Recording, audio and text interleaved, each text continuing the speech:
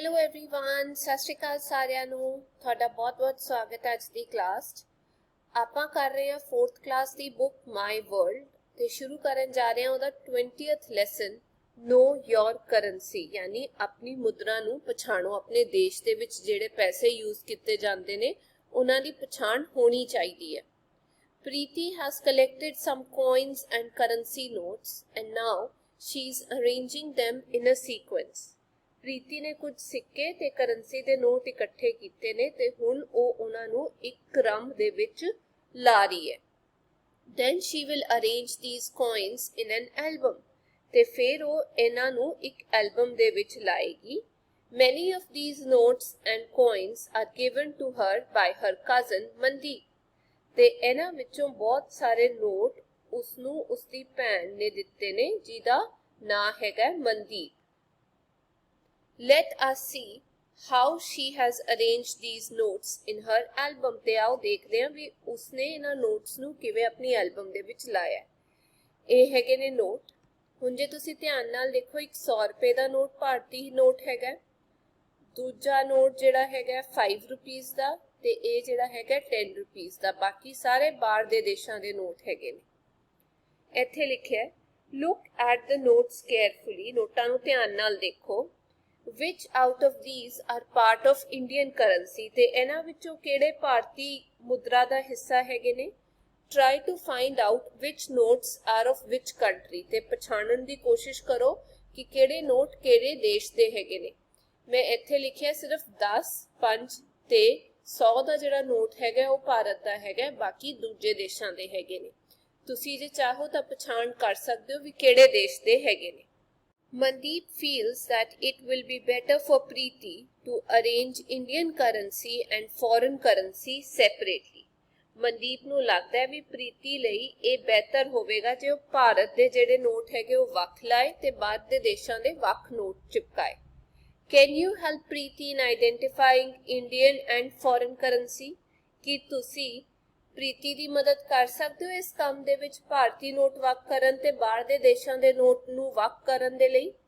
You can read the name of the country over the currency note. ਤੇ ਤੁਸੀਂ currency ਦੇ note ਦੇ ਉੱਤੇ ਦੇਸ਼ ਦਾ ਨਾਮ ਪੜ੍ਹ ਸਕਦੇ ਹੋ। ਆ ਦੇਖੋ, ਧਿਆਨ ਨਾਲ ਦੇਖਿਓ। ਹੁਣ ਆ ਦੇਖੋ, ਇੱਥੇ ਲਿਖਿਆ ਹੋਏਗਾ ਰਿਜ਼ਰਵ ਬੈਂਕ ਆਫ ਇੰਡੀਆ। ਇਹ ਇੰਡੀਆ ਦਾ ਹੈਗਾ। ਜੇ ਤੁਸੀਂ ਧਿਆਨ ਨਾਲ ਦੇਖੋਗੇ ਤੁਹਾਨੂੰ ਇੰਡੀਆ ਲਿਖਿਆ ਹੋਇਆ ਦਿਖਾਈ ਦੇਗਾ।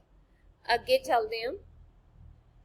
Mandeep told Preeti a few special things about Indian currency notes so that she might be able to solve this task of recognition. ਤੇ ਮਨਦੀਪ ਨੇ ਪ੍ਰੀਤੀ ਨੂੰ ਕੁਝ ਖਾਸ ਚੀਜ਼ਾਂ ਦਸੀਆਂ ਭਾਰਤੀ ਨੋਟ ਬਾਰੇ ਤਾਂ ਕਿ ਉਸਦੀ ਮਦਦ ਹੋ ਸਕੇ ਵੀ ਉਹ ਪਛਾਣ ਕਰ ਸਕੇ। ਆ ਦੇਖੋ, ਇੱਥੇ ਲਿਖਿਆ ਹੋਇਆ Reserve Bank of India. India ਦਾ ਸਭ ਤੋਂ ਵੱਡਾ ਬੈਂਕ ਹੈਗਾ, ਪਾਪਾ ਬੈਂਕ ਇਹਨੂੰ ਕਹਿ ਸਕਦੇ ਹਾਂ। ਚਲੋ ਦੇਖਦੇ ਹਾਂ ਮਨਦੀਪ ਨੇ ਕੀ ਦੱਸਿਆ। ਉਹਨੇ ਕਿਹਾ this is a 2000 ਰੁਪਏ ਨੋਟ। ਇਹ 2000 ਦਾ ਨੋਟ ਹੈਗਾ। Bharatiya Reserve Bank in Hindi and Reserve Bank of India in English is written on it. ਇਹਦੇ ਤੇ ਆ ਦੇਖੋ ਇੰਗਲਿਸ਼ ਚ ਲਿਖਿਆ ਹੋਇਆ ਰਿਜ਼ਰਵ ਬੈਂਕ ਆਫ ਇੰਡੀਆ ਤੇ ਭਾਰਤੀ ਰਿਜ਼ਰਵ ਬੈਂਕ ਆ ਲਿਖਿਆ ਹੋਇਆ ਭਾਰਤੀ ਰਿਜ਼ਰਵ ਬੈਂਕ ਹਿੰਦੀ ਦੇ ਵਿੱਚ ਲਿਖਿਆ ਹੋਇਆ। ਧਿਆਨ ਨਾਲ ਦੇਖਿਓ, ਇਹ ਲਿਆ ਇੱਥੇ ਵੀ ਭਾਰਤੀ ਰਿਜ਼ਰਵ ਬੈਂਕ ਹਿੰਦੀ ਵਿੱਚ ਤੇ reserve Bank of India English ਦੇ ਵਿੱਚ ਲਿਖਿਆ ਹੋਇਆ। The color of this note is dark pink. ਇਹਦਾ ਜਿਹੜਾ ਰੰਗ ਹੈਗਾ ਉਹ dark pink ਹੈਗਾ। There is a picture of Mahatma Gandhi in front and Mangalyaan on back side. ਇਹਦੇ ਅੱਗੇ ਵਾਲੇ ਹਿੱਸੇ ਤੇ ਮਹਾਤਮਾ ਗਾਂਧੀ ਦੀ ਫੋਟੋ ਹੈਗੀ ਹੈ ਤੇ ਪਿੱਛੇ ਮੰਗਲਯਾਨ ਹੈਗਾ। ਇਹ ਇੱਕ ਤਰੀਕੇ ਦੀ ਸੈਟੇਲਾਈਟ ਸੀ ਜਿਹੜੀ ਆਪਾਂ ਮਾਰਸ ਤੇ ਭੇਜੀ ਸੀ। ਠੀਕ ਹੈ, ਮਾਰਸ ਤੇ ਦੇਖਣ ਦੇ ਲਈ ਵੀ ਉੱਥੇ ਲਾਈਫ ਐਗਜ਼ਿਸਟ ਕਰਦੀ ਹੈ ਜਾਂ ਨਹੀਂ। It also bears Swachh Bharat logo on it. ਇਹਦੇ ਤੇ ਸਵੱਛ ਭਾਰਤ ਯਾਨੀ ਭਾਰਤ ਨੂੰ ਸਾਫ਼ ਰੱਖਣ ਦਾ ਜਿਹੜਾ ਲੋਗੋ ਹੈਗਾ, ਨਿਸ਼ਾਨ ਹੈਗਾ, ਉਹ ਚਿੰਨ੍ਹ ਵੀ ਹੈਗਾ, ਆ ਹੈਗਾ। 2000 rupees is written in many languages over it. Mandeep told Preeti. ਤੇ ਇਸ ਤੇ 2000 ਜਿਹੜਾ ਹੈਗਾ ਉਹ ਬਹੁਤ ਸਾਰੀਆਂ ਭਾਸ਼ਾਵਾਂ ਦੇ ਵਿੱਚ ਲਿਖਿਆ ਹੋਇਆ। ਆ ਦੇਖੋ, ਇੱਥੇ ਲਿਖਿਆ ਹੋਇਆ। Mandeep said, let's find how many languages are written on a 10 rupee note. ਤੇ ਮਨਦੀਪ ਨੇ ਕਿਹਾ ਚਲੋ 10 ਰੁਪਏ ਦੇ ਨੋਟ ਤੇ ਦੇਖਦੇ ਹਾਂ ਵੀ ਕਿੰਨੀਆਂ ਭਾਸ਼ਾਵਾਂ ਦੇ ਵਿੱਚ ਲਿਖਿਆ ਹੋਇਆ। ਪ੍ਰੀਤੀ ਸ਼ੋਡ ਹਰ ਇਗਨੋਰੈਂਸ ਬਾਈ ਮੇਕਿੰਗ ਫੇਸਿਸ। ਤੇ ਇਸ ਗੱਲ ਤੇ ਪ੍ਰੀਤੀ ਨੇ ਆਪਣੇ ਮੂੰਹ ਜੇ ਬਣਾ ਕੇ ਆਪਣੇ ਜਿਹੜਾ ਗਿਆਨ ਨਹੀਂ ਸੀ ਉਹਦੇ ਬਾਰੇ ਦਰਸਾਇਆ। ਆ ਦੇਖੋ ਇੱਥੇ 10 ਰੁਪਏ ਲਿਖਿਆ ਹੋਇਆ, ਆ ਦੇਖੋ ਇੰਨੀਆਂ ਸਾਰੀਆਂ ਲੈਂਗੁਏजेस ਦੇ ਵਿੱਚ ਲਿਖਿਆ ਹੋਇਆ, ਇਹਨੂੰ 10 ਰੁਪਏ ਹੀ ਲਿਖਿਆ ਹੋਇਆ ਇੰਨੀਆਂ ਸਾਰੀਆਂ ਲੈਂਗੁਏजेस ਦੇ ਵਿੱਚ। ਤੇ ਇੱਥੇ ਉਹ ਕਹਿੰਦੇ ਨੇ okay I will tell you, ਮੈਂ ਤੁਹਾਨੂੰ ਦੱਸਦੀ ਹਾਂ, ਬਿਸਾਈਡਸ ਹਿੰਦੀ ਐਂਡ ਇੰਗਲਿਸ਼, ਹਿੰਦੀ ਤੇ ਇੰਗਲਿਸ਼ ਤੋਂ ਇਲਾਵਾ value of 10 rupee note is written in other languages। 10 ਰੁਪਏ ਦੇ ਨੋਟ ਦੀ ਕੀਮਤ ਕਿੰਨੇ ਹੋਰ ਭਾਸ਼ਾਵਾਂ ਦੇ ਵਿੱਚ ਲਿਖੀ ਹੋਈ ਹੈ।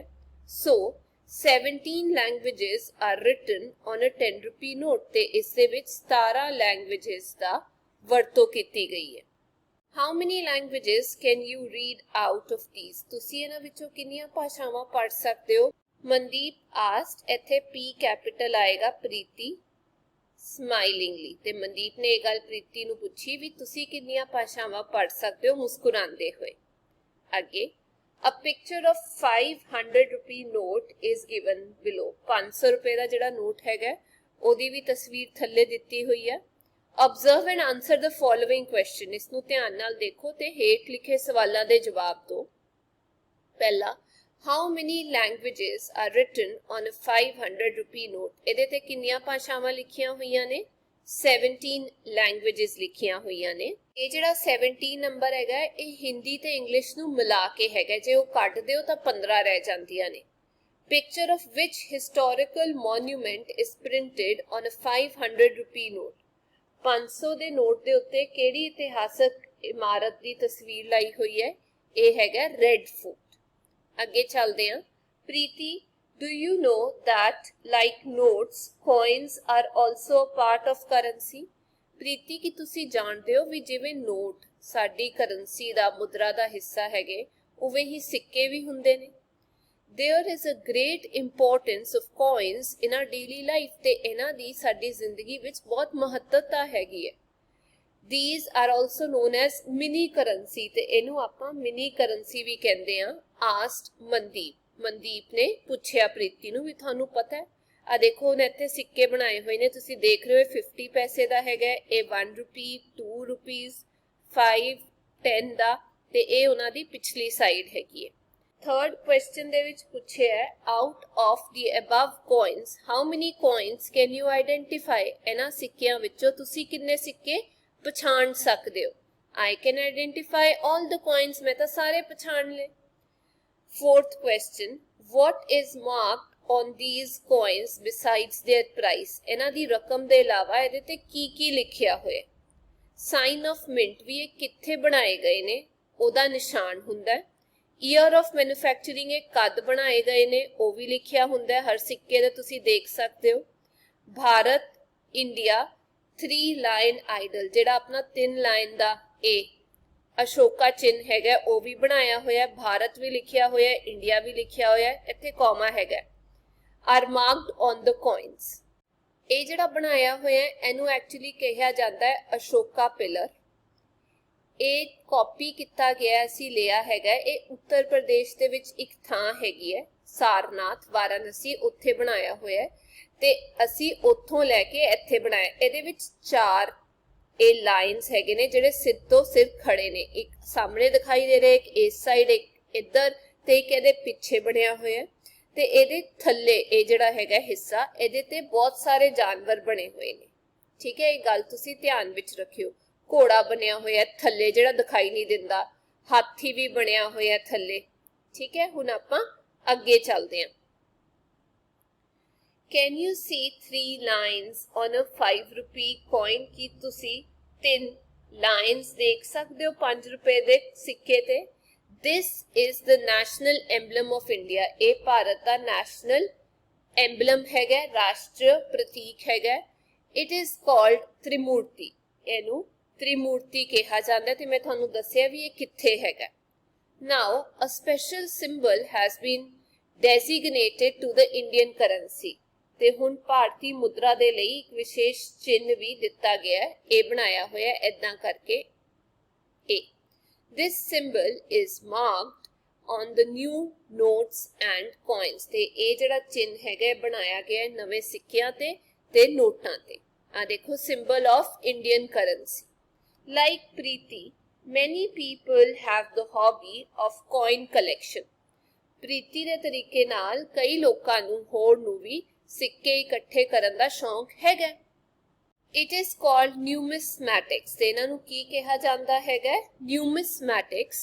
We should keep our currency neat and clean. ਸਾਨੂੰ ਆਪਣੇ ਨੋਟਾਂ ਨੂੰ ਸਾਫ਼ ਸੁਥਰਾ ਰੱਖਣਾ ਚਾਹੀਦਾ ਹੈ। We should not write anything on the notes. ਮੈਂ ਅਕਸਰ ਦੇਖਿਆ ਵੀ ਲੋਕ ਨੋਟਾਂ ਤੇ ਹੀ ਕੁਛ ਨਾ ਕੁਛ ਲਿਖ ਦਿੰਦੇ ਨੇ। ਸਾਨੂੰ ਉਹ ਨਹੀਂ ਕਰਨਾ ਚਾਹੀਦਾ। Sometimes, keeping in mind the monetary policy of country, the currency in use is changed to a new currency. ਕਈ ਵਾਰ ਦੇਸ਼ ਦੀ ਮੁਦਰਾ ਨੀਤੀ ਨੂੰ ਧਿਆਨ ਵਿੱਚ ਰੱਖਦੇ ਹੋਏ ਜਿਹੜੇ ਨੋਟ ਆਪਾਂ ਵਰਤਦੇ ਹੁੰਦੇ ਆ ਉਹ ਵਾਪਸ ਲੈ ਕੇ ਉਹਨਾਂ ਨੂੰ ਬਦਲ ਦਿੱਤਾ ਜਾਂਦਾ ਹੈ ਨਵੇਂ ਨੋਟਾਂ ਦੇ ਨਾਲ।